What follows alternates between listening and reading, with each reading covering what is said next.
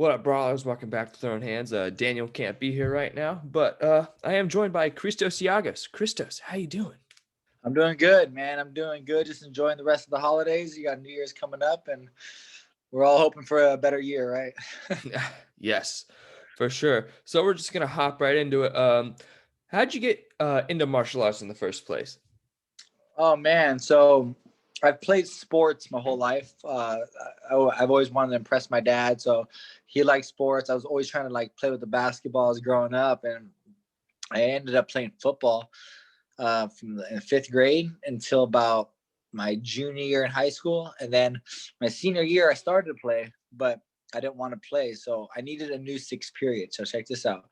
So I don't want to play football. I was taking up my summer, so I had a sixth period of football. When I switched it, I had a couple of friends that were wrestlers. They were on the wrestling team, and I was like, all right, I'll use it as my sixth period. I didn't plan on wrestling. I just was going to use it as my sixth period and hang out with my friends. And then next thing you know, wrestling has practice.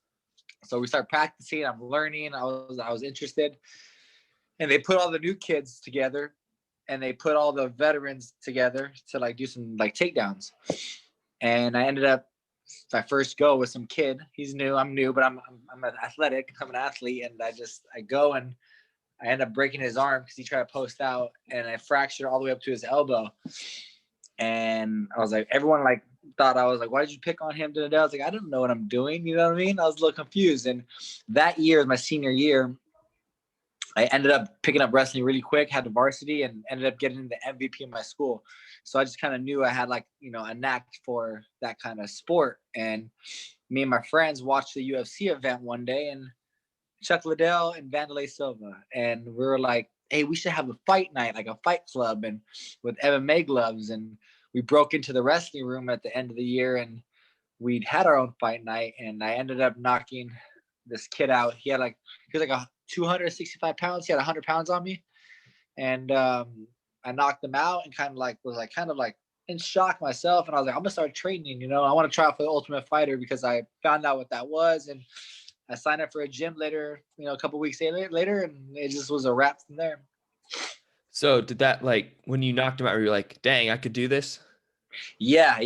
Well, it was, after I knocked him out and I saw the Ultimate Fighter, I was like, I can do this. Cause I didn't really see a whole lot of jiu-jitsu, especially I didn't watch Ultimate Fighter. I knew what it was. And when I watched the Vanderlei Silva fight, I didn't really know, like, there wasn't much jiu-jitsu. I watched the BJ Penn and Sean Shirk. There wasn't much jiu-jitsu, maybe a little bit of wrestling. So I'm thinking wrestling with punches, like it's everything. I didn't really know what jiu-jitsu was. And my first day of training, I'm going with some kid, we're rolling, and I end up getting caught with a triangle choke the first right away. Boom.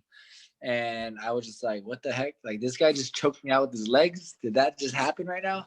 And I was like, I was blown away. And 3 months later, I did my first jiu-jitsu tournament, took first, and just stuck with it. I started asking, I want to fight, this and that, and kind of went from there. So you obviously got pretty good with it, and you did well on the regional circuit in California, and then you got that call to go up to the UFC. What was it like getting that call?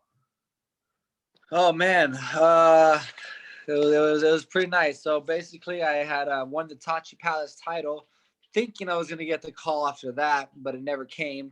So I ended up fighting shortly after for the RFA title, and then I had a huge flying knee knockout. So I kind of expected the call. I was like, okay, like, they can't deny me now. I just won the Tachi Palace title. I just won the RFA title. I was like, what more do they want? So I kind of was expecting the call. At that point, I was on a high horse, and maybe like a month or two later, I was at work. I was a cook. I'm a cook for my dad's restaurant, our family business. And I just go back to my phone, and it's Jason, my manager in the house. And he's called me like 4 times, left a voicemail, and then he texts, do you have passport? So I'm like, all right, this is it. What's going on? And then he calls me. I call him back, and he's like, yo, you got a passport? I was like, yeah. He's like, all right, you down to fight UFC this against Gilbert Burns? And I'm like, in Brazil. And I was like, yeah, I want to travel and fight. This is UFC. Let's go. Like, no questions asked. So I got the call. I'm excited. I'm going to Brazil. I thought that was so cool that I get to go to Brazil and fight. Like, I get to tell my friends, and I was like, I don't even care if I lose. Like, I'm going to Brazil to fight. Da, da, da, da. And I did lose, but but yeah, it was exciting, very exciting moment. And I remember it like it was like yesterday. You always remember those little like details of those exciting moments. And then yeah. What was it like stepping in there for the first time for you? You know, I didn't know how. I thought I wasn't as nervous, and when I look back at it, I see how nervous I was. I can feel it. I was just on like a little. It's bright lights, people are watching, but when I started fighting, it seemed kind of normal. It just was like a regular fight. It seemed like a regular day in the office. I had a little bit of jitters. I don't want to make a bad mistake, but when you think about it too much, that's how you make mistakes. So it was it was tough, but that calmed down, and they asked me to come back to Brazil in the same place, same arena, same country in Brazil to fight again, and I ended up being the only American to win. So, Yeah. in your first 3 fights in the UFC, you lose 2 of 3, but then you've since returned a couple years ago. What'd you learn going back on the regional circuit that propelled you to come back into the UFC? I just kept going. I found out little mistakes I was making. I think I'm maturing. I'm understanding the game a little better. How to pick your shots. Don't always come guns blazing like I usually like to do. So just being more mature, understanding the game, and then fixing and just constantly getting better. Keep training and getting better and better, and try and make mistakes and stay consistent. Basically, that's about it. I don't think I should have got cut the first time. That's the thing. I didn't lose 2 in a row. They were going through some big cuts, and they actually re-signed me. And then when they cut me, like Dana White still ended up paying me out my show money because they just re-signed me for a new contract, kept me on for 6 months, and then cut me when they made a big cut. So I kind of got a bad deal on that one. Yeah, definitely. So you get back to the UFC, and then you get put in against Du Bronx. What were your thoughts getting back into the octagon and fighting Oliveira?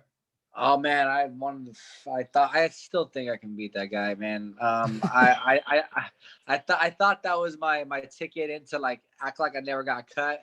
I thought this was my opportunity. This is my chance, So I was like, hell yeah, like I can beat this guy. And going into it, I looked very well. I actually won the first round, busted him open a little bit, started getting happy. And my coach told me, don't throw any overhands. Don't throw any overhands. And what do? I throw an overhand to get taken down. And I think I'm pretty confident in my jiu-jitsu, but when I hit the ground with him, the goal is not to be on the ground. So I kind of got psyched out. Like, I'm not supposed to be here. Let's force to get up. And that's what my coach told me afterwards. He's like, you should have just played jiu-jitsu with him.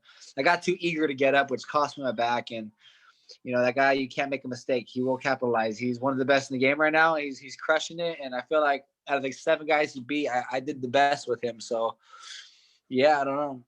Yeah, something's changing him over the past couple of years. Like I think, and he's getting that confidence. He's on a tear. I would love to see that rematch in the future sometime. Yeah. After Oliveira, you win 2 of 3, and then you're back for your first fight in 16 months. What was it like getting back into the rhythm of things after being out for almost a year and a half? It wasn't too much different. Well, I didn't get a camp, so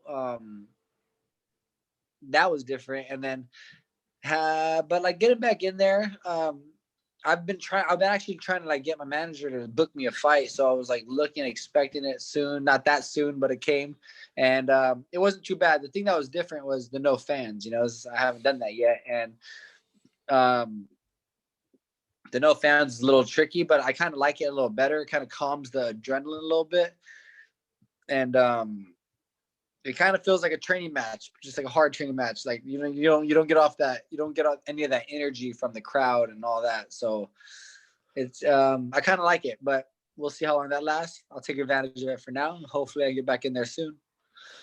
Yeah. So speaking of getting back in there soon, you get your hand raised in this one. What are your expectations going into next year, which is coming up in a few days?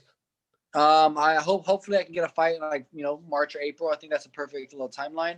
I just got to get, I got an appointment. I'm getting an MRI on my knee. And it feels pretty good. Like I can still train. I just one angle, it feels a little like pull. So I'm going to just get a check just to be safe. And then hopefully if nothing's too bad, I can get back in there ASAP.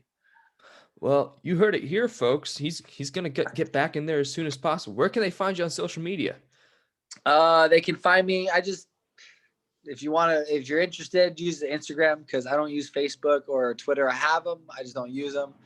I use Instagram, and it's just my username is C, my first initial, then my last name, Giagos, C Giagos _ UFC.